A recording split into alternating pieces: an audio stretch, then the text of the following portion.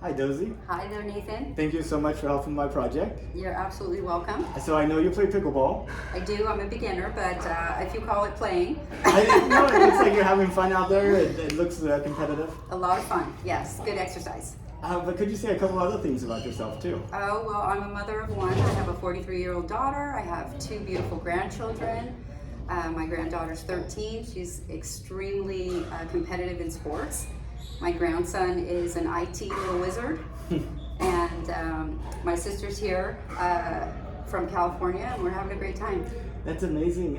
And I guess he's who you call anytime you have trouble with your phone or computer, right? Absolutely. Absolutely. Yes, I get some free advice from an 11-year-old. That's fantastic. You know, that they have, like, for them, they have infinite amount of patience and they can just figure it out. And then I guess your granddaughter, she plays a lot of sports. Pickleball, one of them? Pickleball is one of them, Oh, yes. do you play with her? We have played together. Okay. We have a good time, yes. That's awesome. What about you, Nathan? How long have you been playing? Me, about a year and a half. Okay, I would great. say, yeah. Fantastic. So just It's a off good and sport. on. Just for fun, you know, not competitive. Well, did you know that NASA's planning to send astronauts back to the moon? Yes. How did you find out about it? Well, I sort of keep up a little bit with Elon Musk and SpaceX, and want to see what he's doing in the industry, and he's doing some big things. And also, we have astronauts that have been up there for much too long, and we're trying to get them home. So, following along with those stories. And then I guess with SpaceX, have you been looking at what they've been doing in like Brownsville or I guess Boca Chica down Yes. with the Starship? Yes. I haven't been to a test launch, but I plan on attending the next one. Oh, really? The Yes. Flight Test 5, I guess. Yes, is it? and we have many friends that live in the area, and also my husband's father was one of the first NASA employees Oh, wow. way back when, and so many of his longtime life friends all grew up in the same area, have parents that have been involved with NASA and follow the space launches and whatever's going on as much as they could share with us. It's wonderful. That's amazing. What do you think about NASA going back to the moon? Well, I think that it's necessary. I think that we need to stay on the cutting edge. We need to remain competitive, and we need to do our best to do it first. And talking about going to the moon, did you see the last time we went to the moon? I did not see it. Did No. not see it. Okay. Okay. And I guess what do you think we should be getting out of going back to the moon? Like, what would make it worth it for you? I think that the scholastic academia in the industry of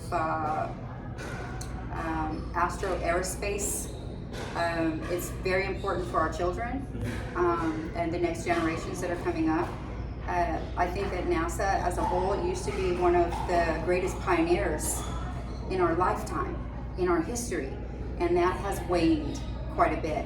It's unfortunate that it has, but there's many reasons for that. Funding, lots of different things. But I think that it's necessary for us to remain in the game.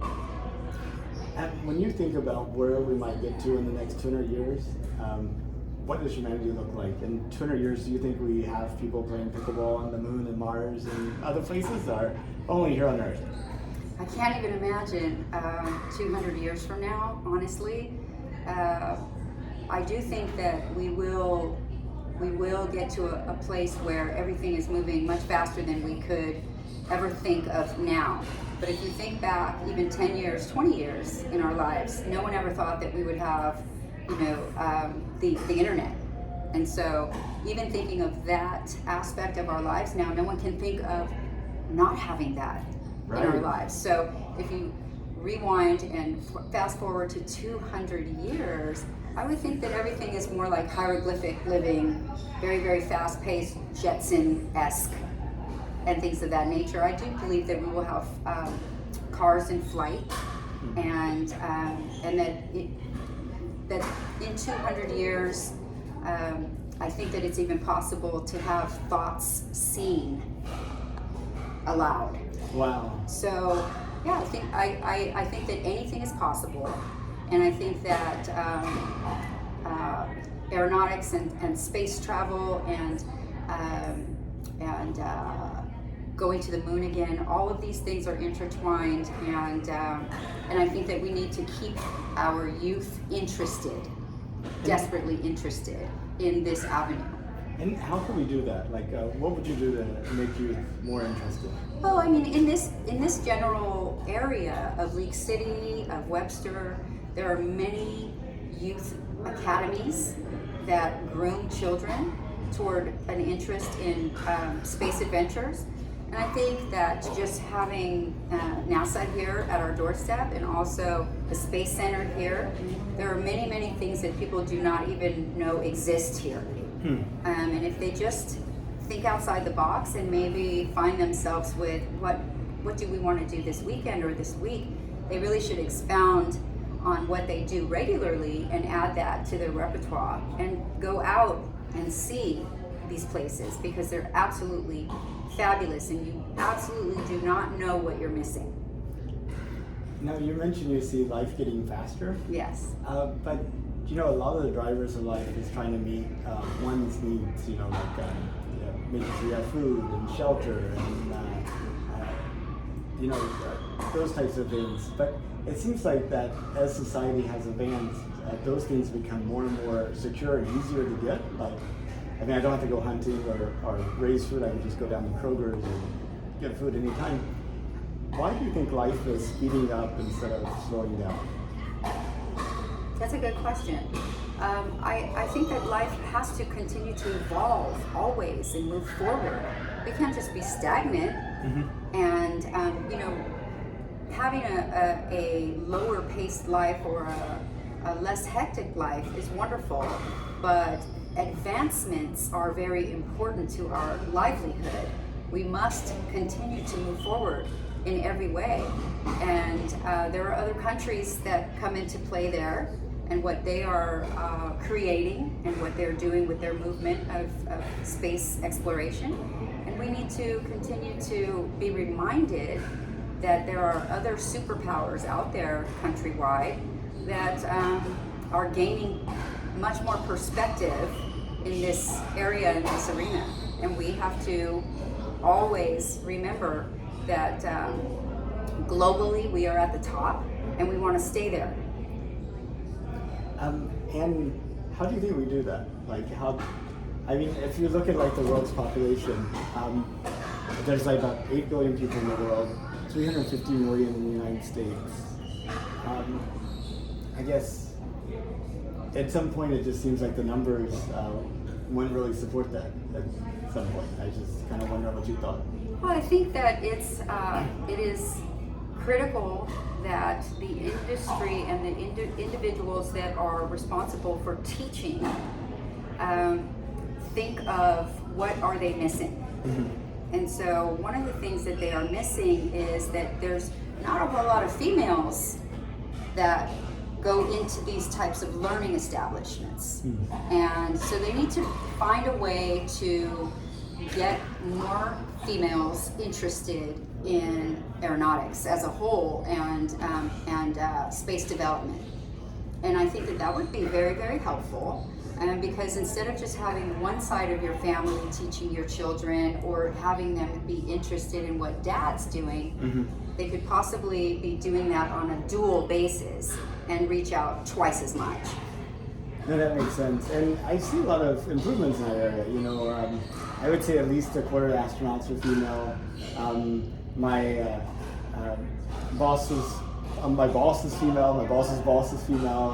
Half of the instructors in my group are female. You know, so I definitely think we've made progress for sure. We have made progress. I know that that's true. But once upon a time, it was very, very slow and non-existent. That's true. We have come a long way from that, but we're really not where we should be today. And you know, one of the goals with the Artemis program of sending the next people to the moon is to put the first woman on the moon. Absolutely. And so, do you see that as being a huge milestone? I do, and I also see that that's going to happen in our history. Absolutely. And how do we make it so that doesn't become like the only purpose, where we have the first woman on the moon and people are like, oh, done, now we can wait another 50 years before going back? No, I don't think that that will happen. There has to be some sort of a revitalization of interest. And what will create that, I'm not really sure. You know, I can't really say, but I do know that there was a time when it was the most interesting happening in our history, and I do believe that that's going to come back around again. Oh, what kind of role do you think, I mean, I know whenever I go camping and you don't have good cell phone coverage and, you know, all your devices are like running out of battery and all that good stuff, or even before we had that, and you're like in the woods and you can see the stars, it looks amazing, and you're like spending time just looking up. You know, I think that used to be a regular pastime for a large number of people, and now we have so many sources of entertainment, so many things that either block the sky or keep us from wanting to look at the sky, and so we never think, you know, kind of like what's out there. I mean, do you think that plays a role in sort of maybe it becoming less exciting? Like back in the 60s and 70s, you know, I think people were looking at the sky more often. There's no doubt about it. And I think it is a real issue that we have for our youth, that are their era is IT. It's social media. It is blue light. And I believe that it is still and will always be the parents' job to monitor and limit these things. I only have one daughter. She's already grown. Now I have grandchildren. However, there's still monitoring that goes on in the length of time to do that, because you have to have interaction and talk to your family members about life, about what's going on, because it's still our job to expose them to what they're not naturally gravitating toward. So I really put that back into a home base area, and how much you are giving to your children and exposing them to the things around you, the opportunities that they have, the things that are going on that are very important in our lives, in society, and space exploration is always going to be one of them. Do you think it's getting easier to be a parent or harder, based upon like the society we live in? Unfortunately, I think it's harder. Harder. Yes, I think that's very unfortunate, but that's what I see in our life. I do believe that some parents, they have the right stuff. They just have the right formula for, you know, building great families and children. And the dynamics are great. You can see that, you can feel it. You can sit down with these children and understand that they're just brilliant. But there are other families that are not so much, and they lose their children fast. Right. To you know, their children can't wait to get out of the households.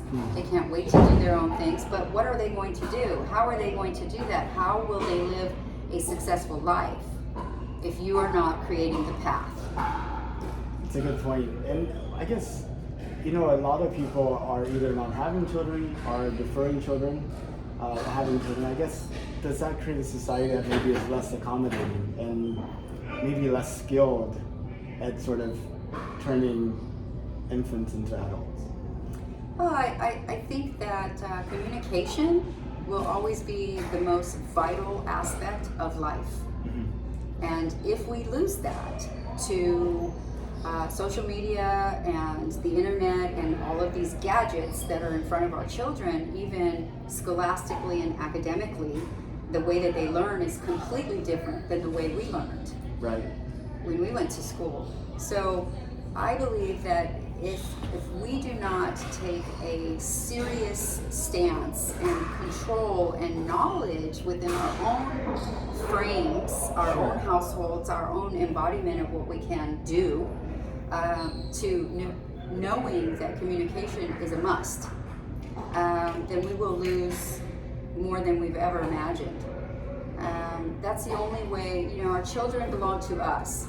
We have a very, very small window until they go off on their own. But it's our responsibility to give them the best and the most that we possibly can before they get there to do other things. And one of the things that you do for your child is you create an environment where they're interested Right. in other parts of the world that they have no knowledge of. If my husband's father did not talk to him and so many of his friends as youngsters about space and NASA and astronauts and all of these wonderful ideas, there's so many people that would have never gravitated toward the careers that they're in now. And so I commend the individuals that see a little bit further, and they live their lives even today, understanding that it doesn't stop here. It continues on, and you have to forward think and not remain stagnant. I guess talking about technology and how that maybe has changed that dynamic a little bit. You know, thinking about when I was growing up, you pretty much only had broadcast TV, broadcast radio. You know, if you were interested in it, great. If you weren't, there weren't really any other choices. And so you didn't really have to compete that much in terms of being entertaining, because those stories might be far more entertaining than whatever was on TV at this point. But now where you have access to like so much content that it's so attention grabbing, and where we're constantly like looking at things and deciding, you know, no, not interested, not interested. It's easy to, you know, it doesn't, I guess, maybe force people to have to tell stories anymore. And I was just wondering if you saw a trend around that as well. Well, I feel like it's societal. You know, I think that other places in the world are not quite like the United States of America. There are other countries that are still very, very tight-knit families. I travel extensively with my husband. We go a lot of different places in this world, and I notice that the family dynamics and what's happening here in the U.S. with all of the saturation of technology really eating away at our children's mental frames in the way that they are so incredibly on to the next thing so quickly. And so their attention span, yes, it does lag so much because their interest levels are not on par with ours. And to me, I feel like that's where we need to make it a little more simpler, to slow everything down, to get our family status, our children to relax. And that's why I say, you know, limit maybe the time that they have the blue light with them, but take responsibility a little bit to expose your children to the things that are very, very important around them in our life, in our country. I think that there are many, many topics that get skewed, they get lost. And I think right now with NASA, it's very much happening in that way, especially when you look around in League City and in our surrounding cities here. You can go into restaurants and see so much history of all of the astronauts up until today, and see exactly who's been the first one, you know, all the way through. And you can gain knowledge just by going into coffee shops and certain stores, because these individuals have been here since the very first day of the space exploration and NASA. And so we have a very rich historical aerospace environment here. We're very, very, very lucky to have that. But again, it will die with us unless we are the ones that have the children, have the ability to help them move that needle a little bit forward, more and more. But it absolutely has to be an interest in your life in order for it to be an interest in theirs. Yeah, so many times you hear a story about, you know, why did you get interested in this? And either it's like a parent or a professor that just had a passion about that thing, and that passion just kind of rubbed off on them a little Absolutely. bit. So, Absolutely. if you could you take a trip to space? That's a hard question. I think that if I went back in time 10 years, I'd say yes without hesitation. However, our times have changed, and we live in a very tense environment at the moment. And so I question many things happening just politically at the moment, and so that's what gives me pause. Okay. But I mean, like, if space travel, if Elon's able to get I would Starship go anywhere working, with Elon. If it were Elon that said let's go, I'd say sign me up. sign you up. Do you think you'll get a chance to travel to space in your lifetime? I would like to say yes to that. And I hope so. Yeah, I hope that opportunity arises. Well, Dozie, it's been such a pleasure to get to talk to you. I know we talked about a lot of things other than space, but it was really fascinating to get your perspective Thank you, and to Nathan. kind of expand my own. It was very nice. I appreciate it, and thank you so much.